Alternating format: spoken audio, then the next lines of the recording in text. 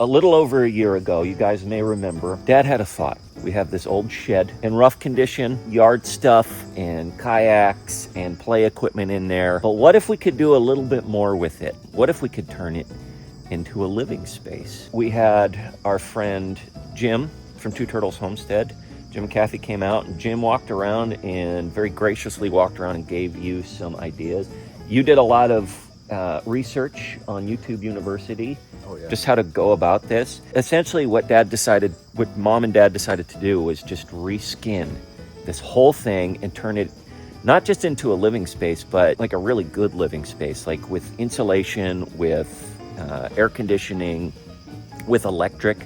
And so you started that project a little over a year ago. You redid the roof, you put up new siding. Yep. You completely cleared out the inside and put new flooring in. Yes. You put up framing on the inside. You put some posts down here to give it additional stability. You cut out a new hole for a door. This wasn't there.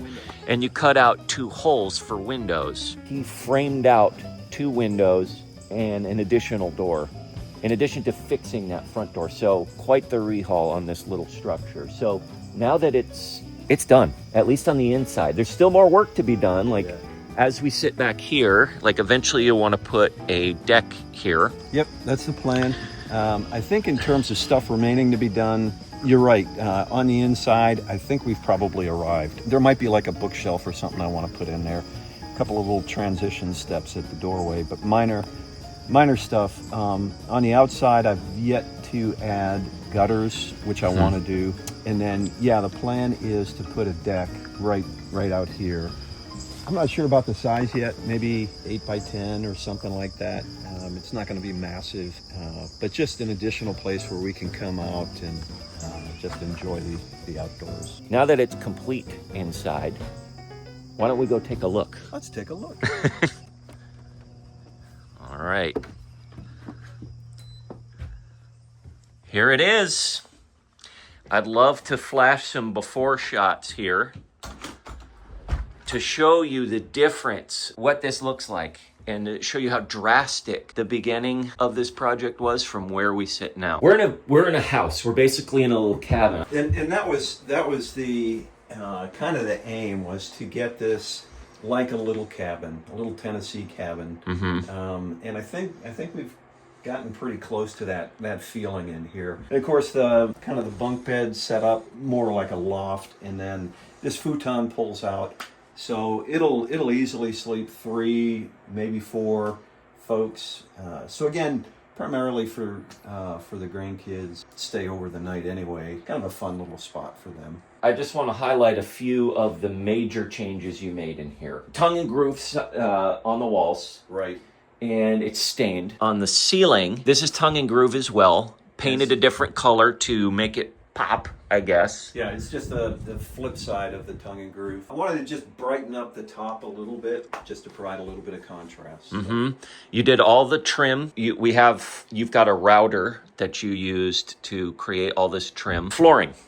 This is another thing that you put on. So this is, what kind of flooring is this that you put on? I think they used to call it linoleum. Nowadays they call it vinyl sheeting. I don't know if that's the same thing or not, but it is just one sheet, which is nice. And I want to say it's 9 mil thick. It's a pretty thick version of this. This isn't always climate controlled throughout the year, so there'll be times when this room will be really cold or really hot.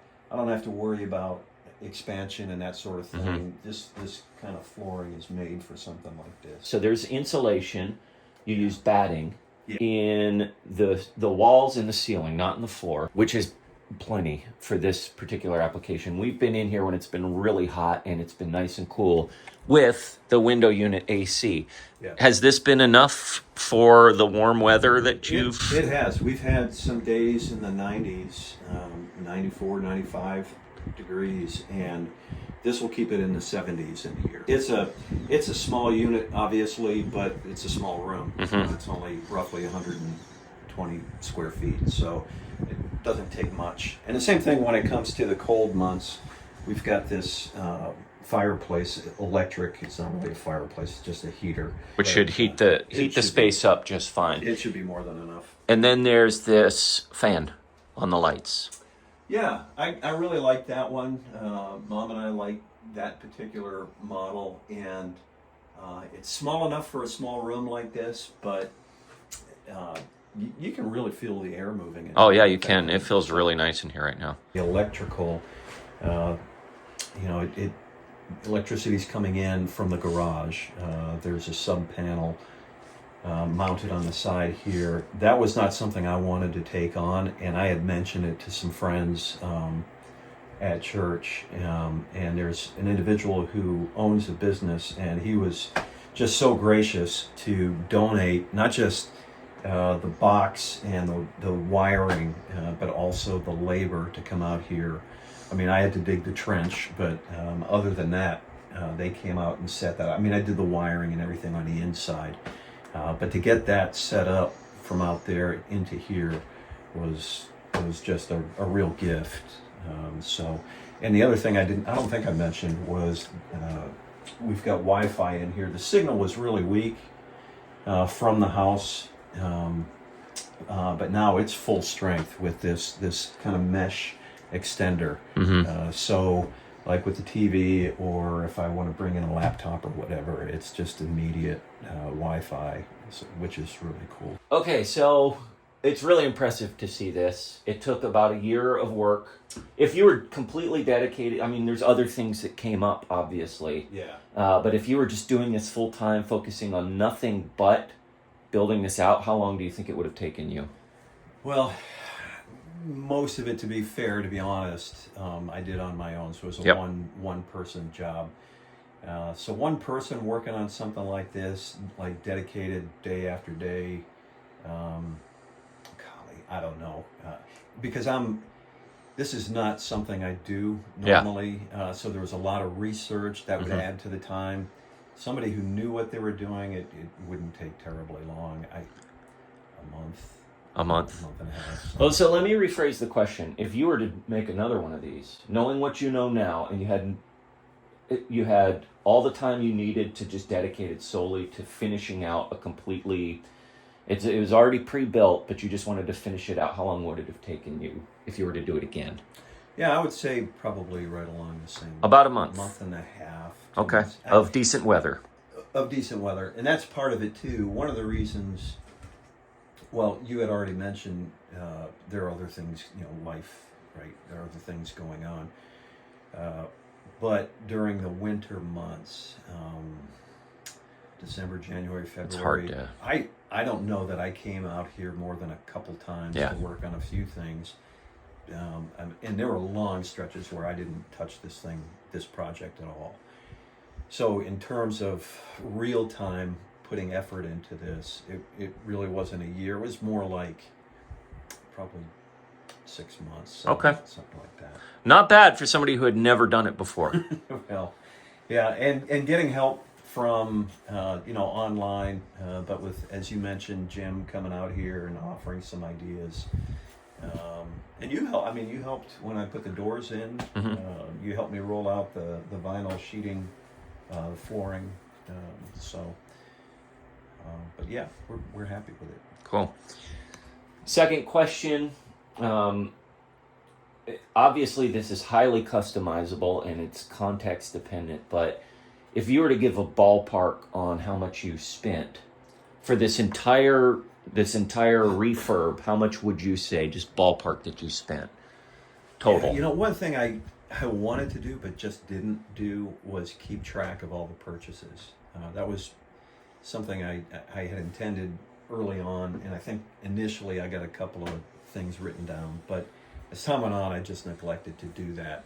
So major purchases like the metal roof, and the sidings, just things that, there's a chunk of money involved. I didn't really capture that. I would say, like, if I were to estimate, like this tongue and groove, that's not a cheap way to go when you're doing. You could have done beadboard or something. Oh yeah, or even just sheetrock. Yep. And painted it or whatever. Like the The tongue and groove by itself was probably $800, $900. So all in all, I would say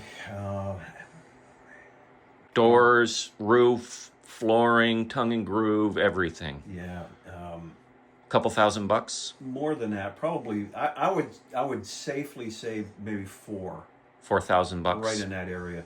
You know, I always kept my eye out for good deals. Like the TV, that was $99. It was on sale on Amazon. This thing was on sale. We got this through Facebook Marketplace for just a handful of bucks. So wherever there were cost savings to be had, you know, we did that. But even still, yeah, those major purchases, the LP siding that was used, the roof, the interior, all of that, the doors, windows.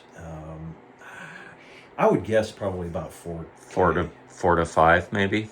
5 would be, I think, the upper end. To see the difference between when this started and it was just, there were hornets' nests and This space was open. I don't know if you remember. Yeah, that. this space up there was just open sky. It literally, there wasn't even like hardware cloth. It was just straight to the exterior, straight outdoor. So to see that space turned into like a living space, like a little cottage, is really incredible to see. This is awesome. Good work, Dad. Yeah, I appreciate that. What an incredible job Dad did. I think you'll agree, over the past year in essentially building himself an extra room, more living space for not that much money either. Anyways, thanks for hanging out with us, guys. I'm happy to say that since we posted the crow video a few weeks ago, crows are starting to come in, and we haven't lost one bird to predation since then. So, knock on wood, I think what we're doing is working in terms of keeping the birds that we have. Anyways, lots to do this fall. We'll keep you updated on all the different projects we've got, but I did want to put out a dedicated episode to show you the progress that Dad made on the bunkhouse. Once we get the deck going, which is phase 2 of the project, I'll be sure to show you guys how that's going as well. Anyways, until next time, thanks for hanging out with us, and remember, as always, slowly.